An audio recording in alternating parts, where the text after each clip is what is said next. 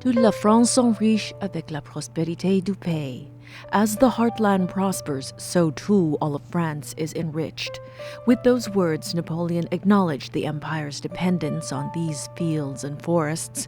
Before him, the Romans knew it as well, and before them, the Baltic tribes that gave the region its name. The Burgunds brought warriors and weapons to the new land, but its promise of plenty turned them into tillers of soil. To reach the heartland, to know this region in all its natural colors and flavors, we must ride the tide.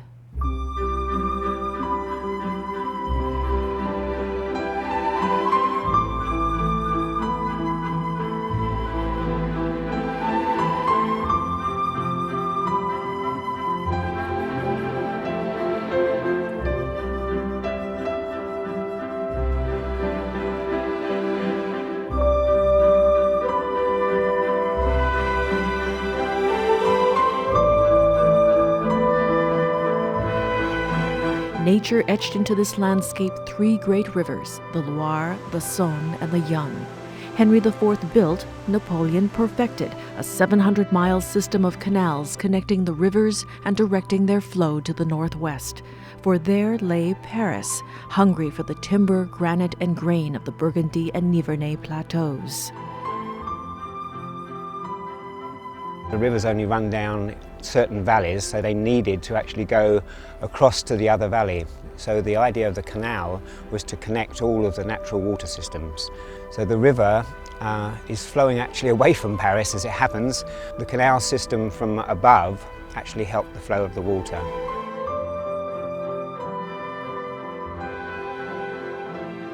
Ray Brooks Hyder's skippers, wife Michelle is mistress of gastronomie, student Nicole Beauchamp, and first mate Misty Girl crew the Lanikai, a 100-foot 6-passenger barge that follows the sun through France every spring, summer, and fall. Kama'aina owners Skip and Josie Bressel sought to combine Hawaiian hospitality with French panache. The result, the Lanikai, named after the heavenly waters of Oahu's windward coast, now exploring the equally heavenly waters of France's breadbasket. Our journey reveals the bounty of Burgundy from medieval clemency to regal Auxerre. When the Lanikai enters port, traffic slows. The lady really knows how to make an entrance.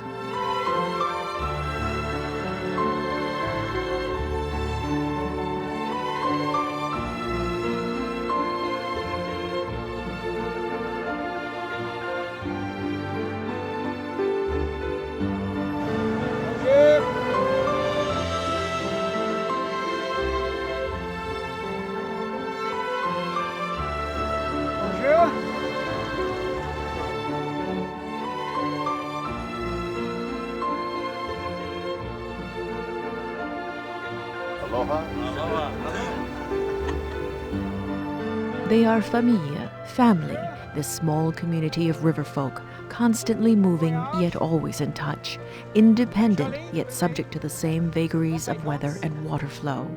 Of the riverfolk, none are more respected than the keepers of the locks. Le bateau rentre dans l'écluse, donc on ferme les portes, le bateau est renfermé dans l'écluse. Ensuite on ouvre les vannes pour que l'eau descende. Et ensuite on rouvre les portes pour laisser sortir le bateau. Et on fait pareil dans l'autre sens. It's a dependency. I mean, they depend on us. Without the people in boats coming through the locks, there is no job for them. And without them being there, we have no method of actually progressing.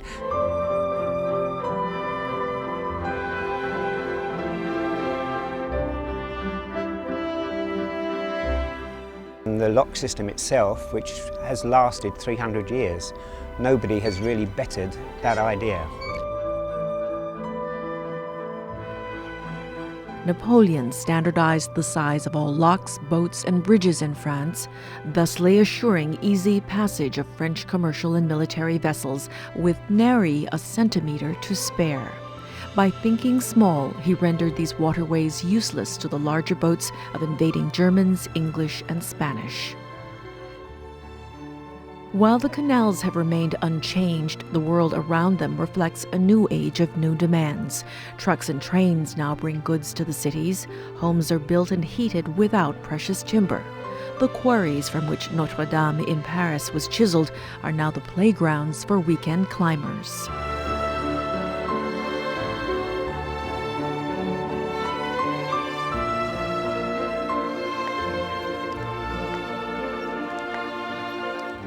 Today, the forest flourishes unmolested. The canals exist solely for our pleasure, and perhaps that's as it should be. Surely we are all meant to have an Eden, real or imagined, where one can still hear the windsong of the poplars and the lap of heavenly waters at river's edge.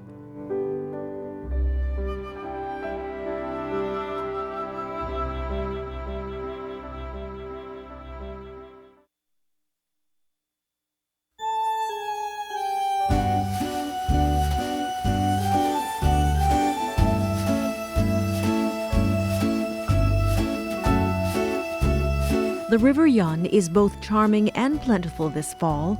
Pike, perch, trout, and catfish await the drop of a lure. Today, however, the river yields nothing. The ducks are amused. Perhaps the markets of Clamecy will be more generous.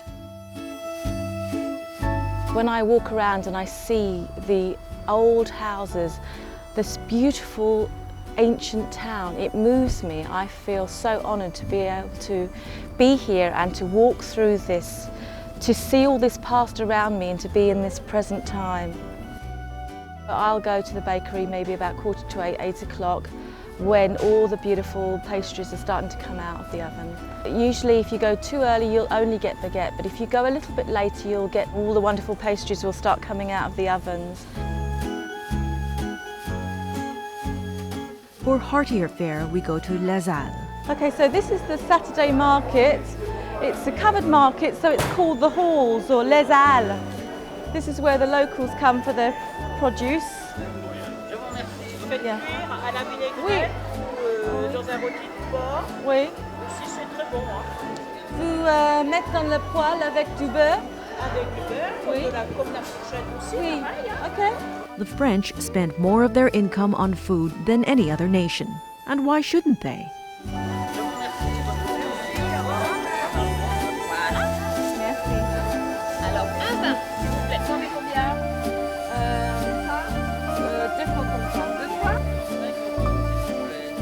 Menu planning en français means coming to market with an open mind and waiting for the wares to stir the senses.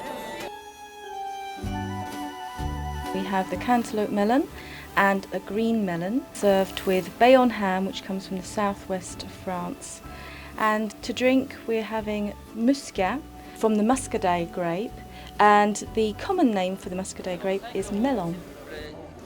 This is a little goat's cheese, it's a Piccadine goat's cheese, which I've melted onto cereal bread, and these are tender young shoots. There are 7 different kinds of baby lettuce there. And of course, every plate inspires a trip to the Lanikai cellars. The wine that we're going to start with is Macon Village, which is the appellation. It's a Chardonnay grape and it's a young one, so year 2000. This is quail roasted and stuffed with sausage meat and blueberries, and served on a bed of blueberry pasta. The red wine I'm serving is a Beaune Premier Cru, which is the second in the line. It goes Grand Cru, Premier Cru, and then goes down through the appellations. Like wine, French fromage bears the appellation of its village and purveyor. Torre de l'Aubier, and that means round cheese that is surrounded with a piece of spruce bark. Then we have the Tome de Savoie, matured 4 to 6 weeks, low-fat cheese. Gaperon comes from the Auvergne region, cured on a hook by the fire, which explains the tang of smoke. And then we have the Forme d'Ambert, one of the mildest blue cheeses with the smell of the cellar. Are we finis? Don't be absurd. In France, to fold one's napkin without sampling dessert is a felony, especially when the pickings are perfect right at dockside. This is Pear William, which has been poached in red wine so that it takes on that lovely deep colour. A blood red so vivid could only come from the fields of Burgundy. Of all the land's treasures, one harvest has come to represent the richness of the soil and its harmony with the sun. The Cistercian monks were the first to discover the magic in this marriage of grape and earth. Unlike the vineyards of other regions, Burgundian vines are pruned low. By day, the sun heats the shards of chalk in the soil. By night, the stones release their warmth to ward off the Burgundian frost. To retain the heat, the grapes must hang low, close to the earth. What nature produces, the vigneron perfects. L'histoire de la famille remonte au XVIIe siècle. Je serai la prochaine génération, c'est-à-dire la 4e génération du nom Bersan. The Bersan et Fils cellars at Saint-Brie-les-Vanneaux have stories of their own to tell. After the Crusades, Franciscan monks carved the underground labyrinth as an escape route in times of war. They were very tiny monks. During the Second World War, the caves hid the family's wine treasures from occupying Germans. The earlier vintages are still undisturbed, roused from mold only for special tastings. Nous sommes sur plusieurs appellations, principalement sur Saint-Brie, sur laquelle il y a à la fois du Sauvignon, du Chardonnay et de la Ligotée en blanc, et du Pinot Noir pour le rouge. C'est l'appellation Côte d'Auxerre. Mais nous avons également une parcelle du côté d'Irancy, petit village à côté qui fait du rouge, et également à Chablis.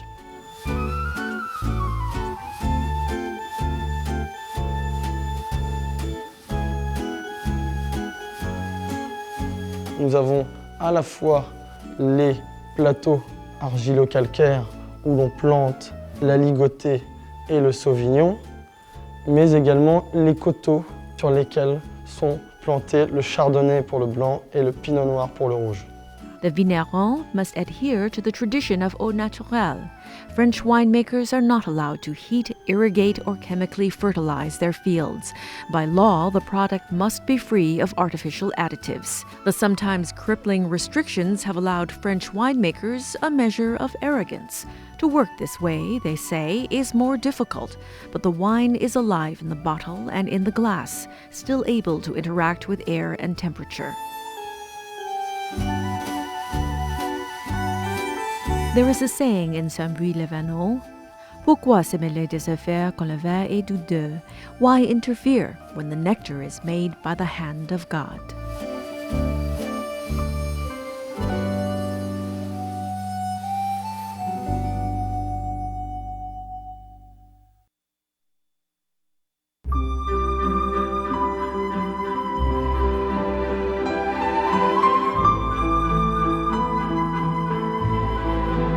The past melds with the present as the Lanikai drifts into medieval landscapes.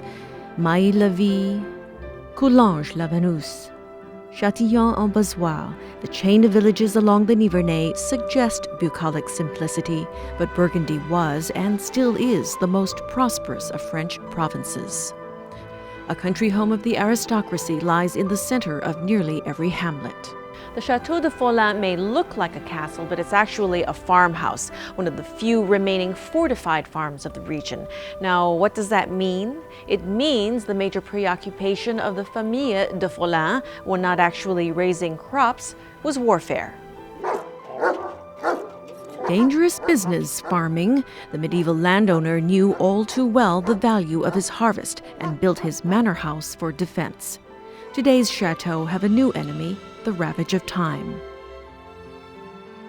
Since the 16th century, Chateau de Tanlay has been the country playground of European aristocracy.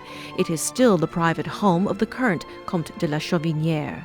Maintaining such a mansion is costly even for a comte, so the once impeccable grounds are now open to fee-paying visitors. The stables are leased out for public meetings and festivals, and the backyard is now the back nine. Le golf se développe en France d'une manière générale, y compris en Bourgogne. En France, golf is becoming much more popular. About 300,000 now play, whereas only 25,000 a decade ago. Of course, here at Tanlay, it is special. I think their Chauvinier ancestors would be pleased that the grounds remain open space, and at the same time, the income helps maintain the chateau. When old money is not adequate, an infusion of new money can make the difference between ruin and restoration. This is my home. We initially had a barge and we found this place overlooks the canal, and so it's as though we've not left the place that we've lived on for all those years. You know, obviously we've had to do lots of renovation because over the centuries this place was pretty well smashed up, and so we've spent quite a lot of money and time, you know, renovating various buildings here. The Roses have learned only year-round rebuttressing and rebuilding keep the 14th century chateau from falling down around their ears. The fireplace, which I presume was probably back when they had the revolution, you know, and this was all smashed up, so we had this redone.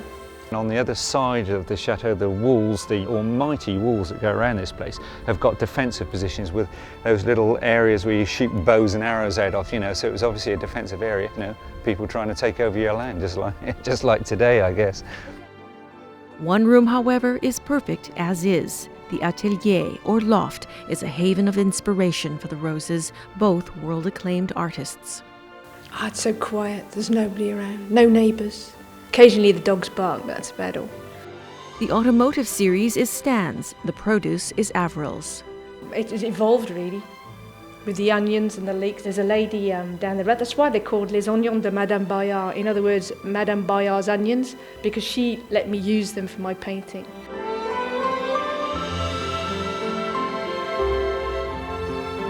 From the battlements, the lord and lady of the manor oversee a valley made fertile and prosperous by the River Yonne. And when a familiar barge moors at their doorstep, it's time for old friends to meet over hot coals and cool wine. The lamb is from Provence, the sausage from Coulanges, the Pinot Noir from Saint-Prix, and the chocolates from Hawaii. The convivialité is taken for granted, a natural consequence when the river brings together wayfarers who share and nurture an affection for all things French.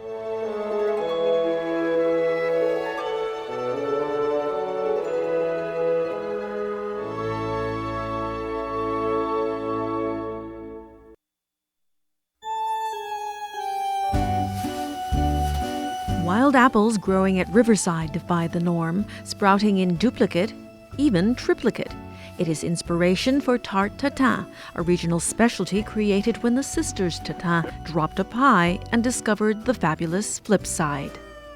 It is yet another example of the benefits of laissez-faire, leaving it alone, a philosophy adopted by Burgundian farmers who rely on Providence to watch over their fields. We live here from generation. We produce sugar beets, also corn. During century, people live along the river, and there was farming here. It was, we call propriety, domain. The Bruneau domain is Le Morillon, a 300-hectare spread of rolling hill and pasture. The Morillon is a regional duck, a bird so lovable Burgundians lent its name to an equally lovable mushroom, and a charming grape of the Pinot Noir family, and now the home of Didier and Françoise Bruneau, who offer bargers a respite from the river in their Mont Saint-Sulpice farmhouse. The last renovation of this building was at the Napoleon time. They opened a large window. Before, it was short window and was a little more dark. It's very comfortable to live here. It's a great pleasure to receive people from everywhere in the world, who on this afternoon are hot on the trail of snail. You go in a little bushes or in a forest and they are long. So it's a very big work, escargot, because you have to clean them, prepare your butter, and you have to peel lots of garlic. So you cry a lot. The old bread-in-the-mouth trick cuts the sting of shallots diced for a classic Burgundy wine sauce. So slowly blondir means you get the blonde color. We begin slowly to mix wine and vinegar. Reasonably reduced, the wine sauce will blanket tornadoes of Charolais beef, served with pommes de terre au gratin. Le Morillon guests this weekend include a businessman from Texas, a mystery writer from Boston, and a teacher from Saudi Arabia. In the 3 hours between starting and parting, the Bruneau table displays the best of Burgundy, the wine, the food, and the hospitality of its residents.